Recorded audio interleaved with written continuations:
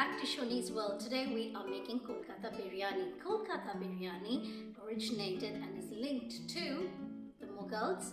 The Mughals settled in Bengal in 1856 when the last Nawab, Ajad Shah, had to move out of Awadh. And it is a very similar biryani to the Lucknowi biryani. It is very lightly flavored. For the Biryani Masala, you can click on the link above. But right now what we're going to do is marinate the meat first. So the Kolkatta Biryani has this particular recipe that I'm making is suited to serve 5 to 6 people. About a kilogram of lamb is what I'm using. About half a kilogram of potatoes as well in this biryani mix. So first we're just going to marinate the mutton, and that's what you're going to see. Let's get on with it. We have the mutton here. We're going to add to this mutton 100 grams of yogurt. I'm using Greek low-fat yogurt. Any kind of yogurt or curd is fine. So first the curd goes in. Then I'm going to put in 1 teaspoon of chili powder, to which I'm also going to add salt to taste,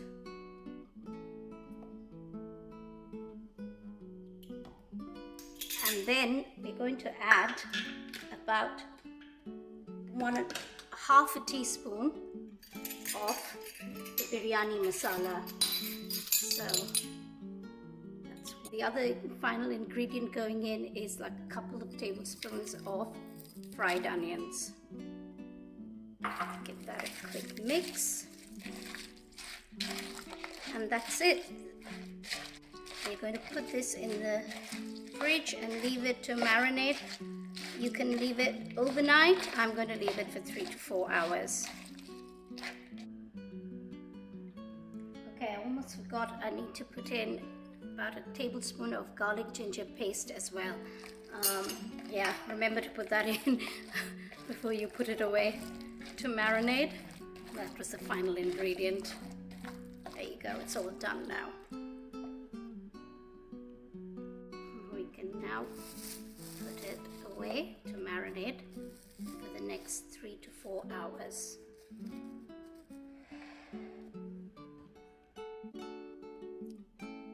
These are the potatoes I'm using. It's about 460 grams of small round potatoes. I'm going to peel them and then you'll see what we're going to do with it next.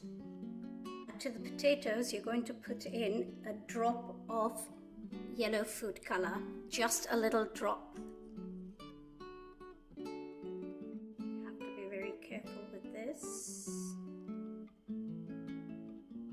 A little drop goes a long way.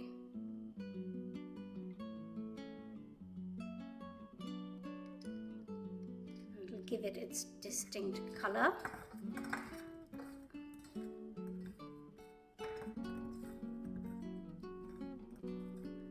And then I am going to air fry it, but you can lightly fry it in a bit of oil. Those are frying in the air fryer. I'm going to just slice some onions for the Birista. So this is going to be put within the layers of the biryani rice. So what we need to do is slice these potatoes, slice these onions and fry them in oil. So till they are crispy and brown. So you need to make sure that they don't burn, but they get cooked and crispy brown. We're going to put in onions to fry. It's going to splatter quite hot.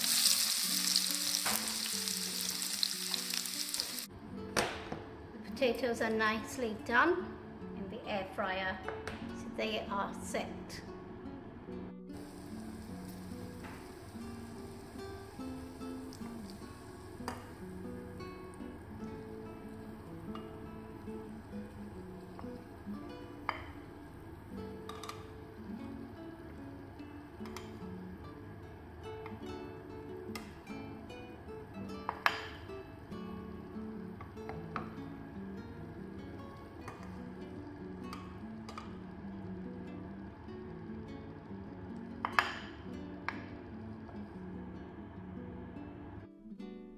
I'm going to use 500 grams of Basmati rice, which we're going to soak in water for at least half an hour.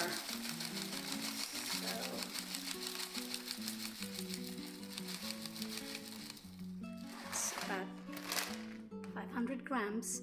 The longer you soak it, the more fluffy your biryani rice will be. So we're going to soak it in water now.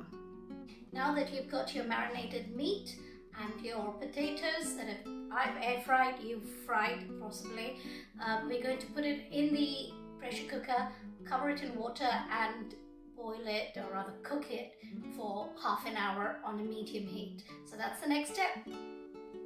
In heat, I'm going to put in the potatoes.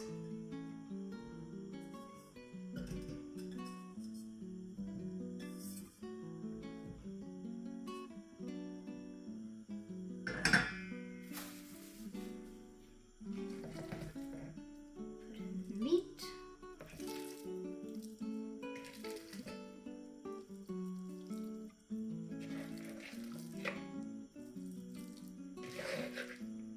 All of it, including all the marinade. And just pour the water. I'll give you the exact quantities. It's about, remember, the meat is going to release its own water as well. We'll let it cook for half an hour and then let the steam come out naturally before opening it. So just going to set the timer for half an hour. It's been half an hour, so I'm going to turn off the cooker with the pressure cooker with the meat in it, let it rest for 15 minutes, and then now we're going to start preparing the rice. For the rice, you're going to need a little piece of cheesecloth and put all your spices in there, tie it into a knot and drop it in the water that's going to come to a rolling boil. Now, I don't have a cheesecloth, so I've got a trick. I use a tea strainer and I put all my spices in there. So in here, I've got cardamoms, got green cardamoms, black cardamoms, cloves, all of that in, and then I'm just going to put this whole tea strainer into the water, and so it will infuse, and at the end I'll just pull it out. I will be dropping the bay leaves into the water directly, so you'll see me do that next.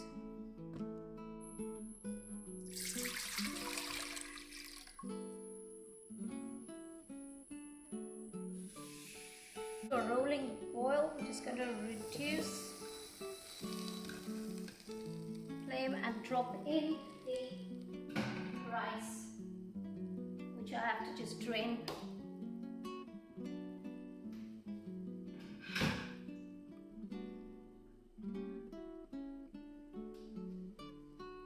So the rice is going to go in. I'm just going to pull out the spices.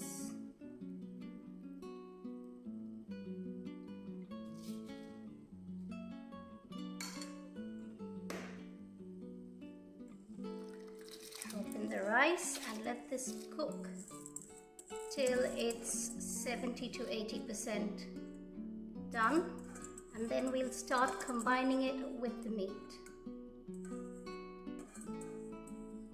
You don't want to overcook the rice because it needs to cook once it's combined as well.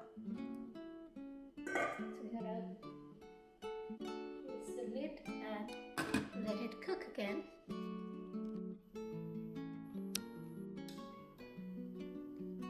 So you have to separate the potatoes from the meat,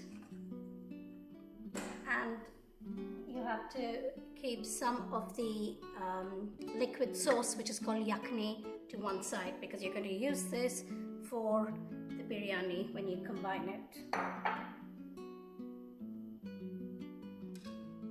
Must check on the rice, and when it's done about 70-80%, then it's ready. So bring it up and just feel it with your finger. It looks done. It's about 80% done now, so we are going to turn off the cooker and start. I'm going to drain the rice and we'll start combining it. Now, what you need to do is make sure you have all your ingredients ready to combine the biryani. This is the final stage. So make sure you have your biryani masala. You need mace. You need Aloo Bukhara, which are Kashmiri dried plums. You need your Birista, the fried onions from before, and you need hot milk in which you've immersed the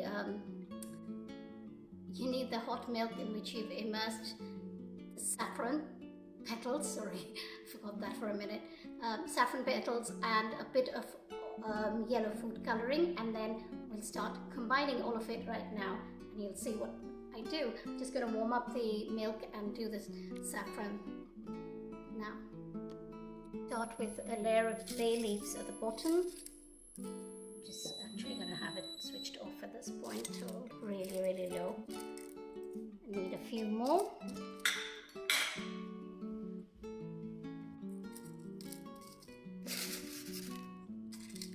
Give good aroma and will prevent anything sticking to the bottom.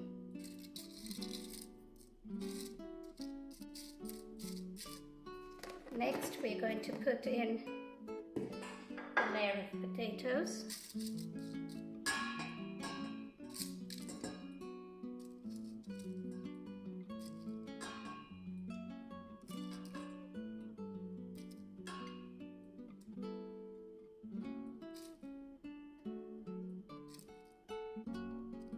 Followed by the meat.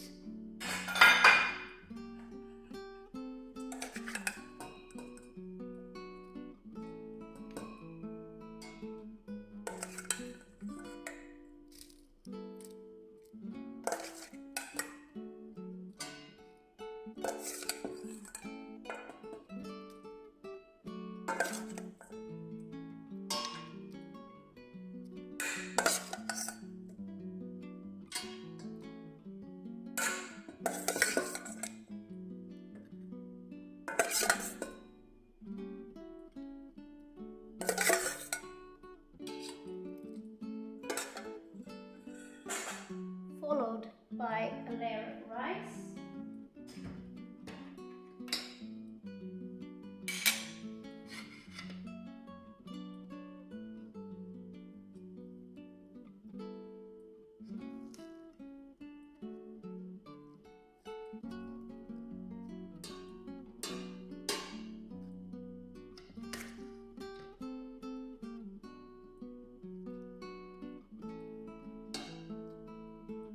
One layer of rice needs to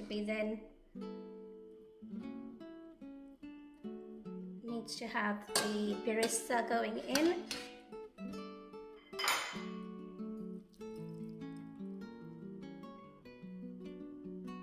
Oh, it's going to be delicious. The Kashmiri lumps. Also putting on mace in.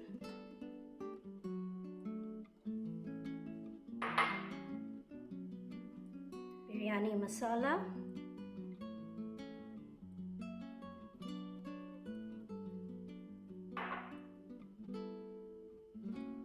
And the saffron water. Not water, I should say milk actually.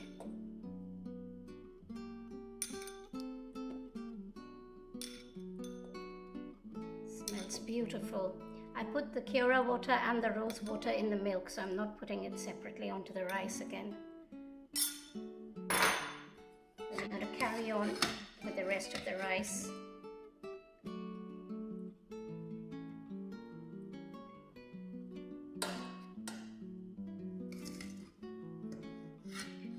The rice was cooked in water which already had salt, so you need to decide if you can give it a taste actually to see if you need more salt in your rice. You don't want to get it wrong.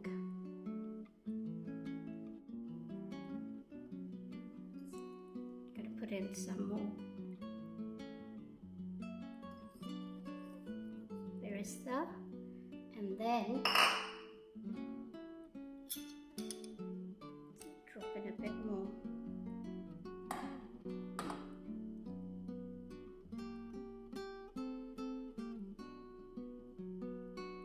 Keep the rice moist. Okay, that is it done. We are going to now cover this with some foil and let it cook on lowish heat.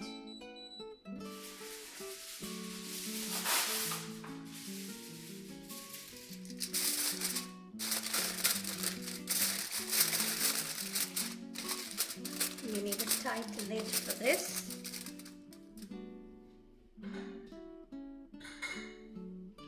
That is it. It will cook for about 20 minutes and it should be all done. Show it to you next when it's all completed. Things that you can put to enhance the flavor. It's about, there's 5 minutes left, I think. I'm just going to open it and I'm going to drizzle some ghee to give it a rich, moist finish.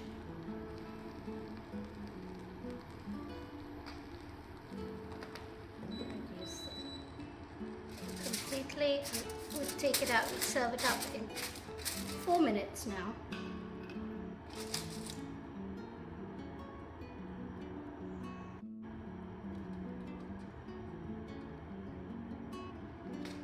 Now it's all ready to be served up. Smelling awesome. Let's get the spoon and serve it up.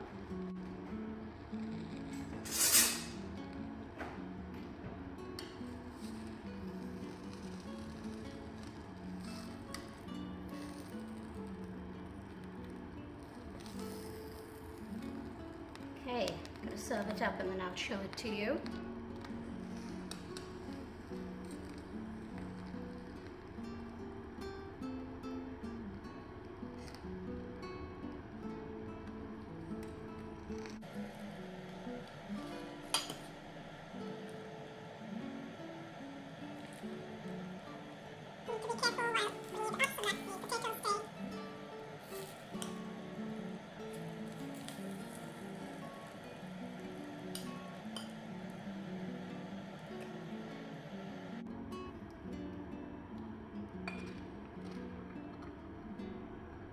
There you have it, yummy Kolkatta Biryani all ready to be served up. I'm going to have a little taste and let you know how it is.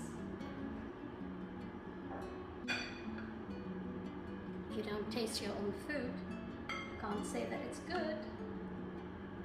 Let me get a little spoon.